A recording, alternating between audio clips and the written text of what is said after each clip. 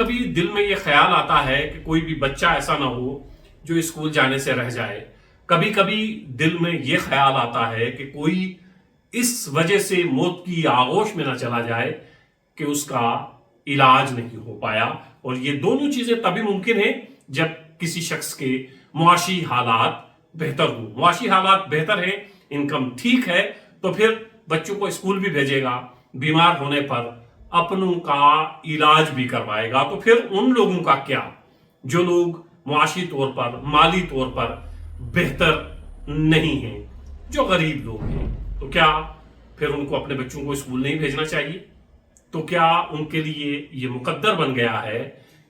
کیا ان کے مقدر میں یہ لکھا گیا ہے، لکھ دیا گیا ہے کہ اگر وہ بیمار ہو جائیں گے تو ایڑیاں رگڑ رگڑ کر گھر کی چوکھٹ پر ہی دم توڑ دیں گے؟ بس یوں ہی کبھی کبھی خیال آتا ہے، اور پھر سوچتا ہوں کہ آس پاس بہت کچھ ایسا ہے، آس پاس بہت سے ادارے ایسے ہیں، آس پاس بہت سے انسٹیٹیوشنز ایسے ہیں جو اگر مدد کرتے، کسی کی مدد کے لیے سامنے آتے، تو نہ کوئی غریب گھر میں دم توڑتا اور نہ کوئی بچہ اسکول جانے سے رہ پاتا. بہت سارے ادارے ایسے ہیں جو آگے آ سکتے ہیں، غریب لوگوں کی مدد کر سکتے ہیں، اور پیسہ بھی انہی غریب لوگوں کا ان اداروں میں لگا ہوتا ہے.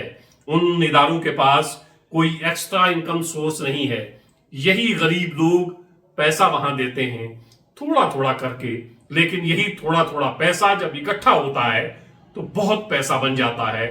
اس پیسے کو اگر انہی غریب لوگوں کو اس میں سے کچھ پرسنٹ لوٹایا جائے تو پھر ہر بچہ اسکول بھی جائے گا. کوئی بیمار صرف اس لیے نہیں مرے گا کہ اس کا علاج نہیں ہو پایا. اوقاف کا نام آپ نے سنا ہوگا، وقف بورڈ ہے. وقف بورڈ ایک ایسا ادارہ ہے جو ہندوستان بھر میں بہت بڑا ادارہ ہے، اور وقف بورڈ جموں اور کشمیر بھی ایک بڑا ادارہ مانا جاتا ہے. جتنے بھی ہمارے شرائنز ہیں، جتنے بھی مزارات ہیں، درگاہیں ہیں، زیادہ تر کا کنٹرول وقف بورڈ کے پاس رہتا ہے. تو وقف بورڈ کا اگر آپ آؤٹ پٹ دیکھیں، انہوں نے سوسائٹی کو دیا کیا، سوسائٹی کے لیے کیا کیا، تو نتیجہ صفر نکلتا ہے. آنریبل چیئرپرسن درخشاں اندرابی نے جب یہ کمان سنبھالی تھی تو انہوں نے کہا تھا کہ ہم کینسر ہاسپٹل بھی بنائیں گے، اور بہت بڑے بڑے دعوے کیے گئے تھے. لیکن کافی سال ہو گئے ہیں درخشاں اندرابی صاحبہ کو بھی چیئرپرسن بنے ہوئے، لیکن نتیجہ کچھ نہیں ہے. جس ڈگر پر وقف بورڈ چل رہا تھا، وقف بورڈ جموں اور کشمیر چل رہا تھا، اسی ڈگر پر چل رہا ہے. کئی غریب بچوں کی امداد ہو سکتی ہے کہ وہ بچے اسکول میں پڑھیں، وہ بچے کالجز جائیں، وہ بچے بڑی یونیورسٹیز میں جائیں، اور امداد وقف بورڈ سے ہو سکتی ہے لیکن نہیں ہوتی ہے. کئی ایسے غریب لوگ بیماری کی حالت میں دم توڑ دیتے ہیں، لیکن وقف بورڈ سے ان کی مدد ہو سکتی تھی لیکن نہیں ہوتی ہے. وقف کے پاس بڑی پراپرٹیز ہیں، بہت بڑے بڑے ادارے وقف کے پاس ہیں، اور بہت بڑے بڑی درگاہیں وقف کے کنٹرول میں ہیں.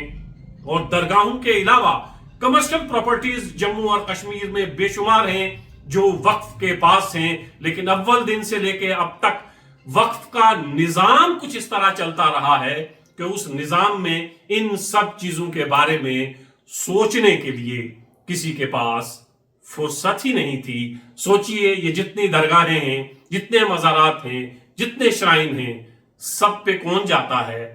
پیسہ وہاں کون ڈونیٹ کرتا ہے؟ اور اس کے بعد اس پیسے کا کیا، کہاں جاتا ہے؟ میں یہ نہیں کہہ رہا ہوں کہ وقف بورڈ کے ملازمین یہ پیسہ کھا جاتے ہیں. میں یہ کہتا ہوں کہ نظام بہتر نہیں بن پایا، کوئی ترتیب اس طرح کی نہیں بن پائی کہ یہ پیسہ صحیح جگہ پر استعمال ہو پاتا. اکا دکا جگہوں کو چھوڑ کے باقیوں کا حال یہ ہے کہ پتہ ہی نہیں ہے کہ پراپرٹیز، کمرشل پراپرٹیز سے جتنا کچھ آ رہا ہے اس سے بہت زیادہ آ سکتا تھا، لیکن اپنے منظور نظر لوگوں کو کمرشل پراپرٹیز دے دی گئیں، اور کرایہ رہا 100 روپے، 200 روپے، 500 روپے. اور وہ لوگ بااثر لوگ تھے جن کو کمرشل پراپرٹیز وقف کی طرف سے ایک زمانے سے دی جا رہی تھی. تو ایک زمانے میں بندر بانٹ ہوئی اور وقف کی جو کمرشل پراپرٹیز تھیں وہ ایسے ہی لوگوں میں بانٹ دی گئیں اور کرایہ کچھ نہیں تھا، نہ کے برابر تھا۔ تو پہلے دن سے اگر اینٹ سیدھی رکھی گئی ہوتی تو وقف بورڈ کی عمارت سیدھی بنتی، تو پہلے دن سے ہی اینٹ ٹیڑھی تھی تو عمارت بھی ٹیڑھی بنی۔ یہ وقف بورڈ کا حال ہے۔ اس کے علاوہ بہت ساری درگاہیں ایسی ہیں، مزارات ایسے ہیں جہاں وقف کا کنٹرول نہیں ہے، وہاں اپنی ایک باڈی ہے جو اس درگاہ کو چلاتی ہے، وہاں بھی لاکھوں کروڑوں روپے جاتے ہیں۔ پیسے کہاں جاتے ہیں کچھ خبر نہیں ہے۔ اصل جہاں پر پیسہ لگنا چاہیے تھا وہ یہ ہے کہ بچوں کو اسکول جانے میں غریب بچوں کو مدد کریں، غریب بچوں کی اس طرح بھی مدد کریں، غریب لوگوں کی اس طرح بھی مدد کریں کہ وہ اگر بیمار ہوں تو آپ ان کا علاج کروا پائیں، کوئی بے گھر ہے اس کو گھر دے پائیں۔ یہ کام کر سکتے ہیں، ہمارے یہ درگاہیں، یہ مقدس مقامات یہ کام کر سکتے ہیں، لیکن اس طرف توجہ نہیں ہوتی ہے۔ ایک طرف وقف بورڈ، دوسری طرف وہ درگاہیں جو انڈیپینڈنٹ آرگنائزیشنز چلا رہی ہیں، دونوں کا اگر آپ نتیجہ دیکھیں گے کہ لوگوں کو کیا دے پائیں تو نتیجہ صفر ہے۔ کوئی بڑا اسکول، کوئی بڑی یونیورسٹی قائم کرنے میں یہ ادارے بری طرح ناکام رہے ہیں، اور ان کے مقابلے میں اگر ہم دیکھیں کہ چند لوگوں نے اگر ٹھان لی، ذمہ لے لیا کہ غریبوں کے بارے میں سوچنا ہے، ان کی مدد کرنی ہے، تو بے شمار آرگنائزیشن جموں کشمیر میں ایسی ہیں جو انڈیویجول لوگ چلا رہے ہیں لیکن وہ بہتر کام کر رہے ہیں۔ تو پھر ان مذہبی اداروں کا کیا، ان درگاہوں کا کیا، ان مقدس مقامات کا کیا جہاں ہمارا ہی پیسہ لگتا ہے، ہمارا ہی پیسہ جاتا ہے، لیکن جب کسی غریب کی مدد کرنے کی ضرورت آتی ہے تو پھر یہ ادارے سامنے نہیں آتے ہیں۔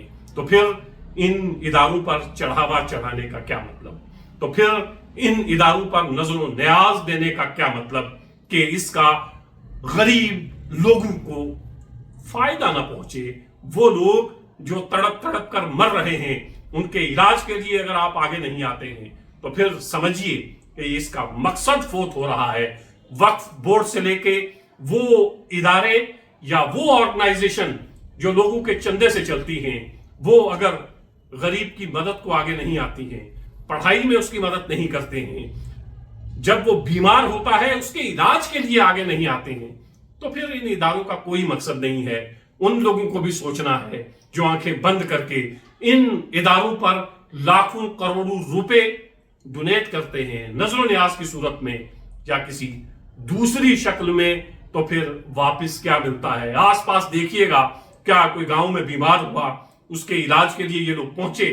آس پاس میں دیکھیے گا، گاؤں کا کوئی غریب بچہ پڑھنا چاہتا ہے، ماں باپ پڑھانا چاہتے ہیں لیکن وہ پڑھ نہیں پاتا، مالی حالت ٹھیک نہیں ہے۔ سوچئے گا کیا یہ لوگ آگے آتے ہیں؟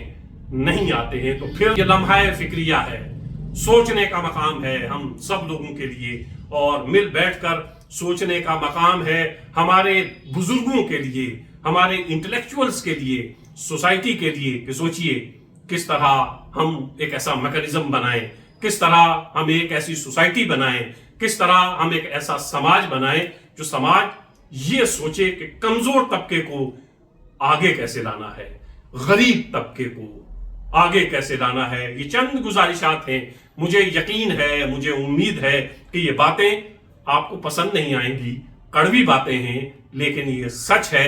جب اپنے آس پاس دیکھتے ہیں کہ کوئی غریب تڑپ رہا ہے، علاج کے لیے پیسے نہیں ہیں، جب اپنے آس پاس دیکھتے ہیں کہ کوئی ماں باپ غریب ہیں، بچوں کو پڑھانا چاہتے ہیں، بچوں کو اسکول نہیں بھیج پاتے ہیں، تو بس اسی طرح دل میں تڑپ ہوتی ہے، دل میں درد ہوتا ہے، اور خیال آتا ہے کہ اپنے ان اداروں سے، ان اداروں کے رہنماؤں سے چند سوالات کر دیے جائیں۔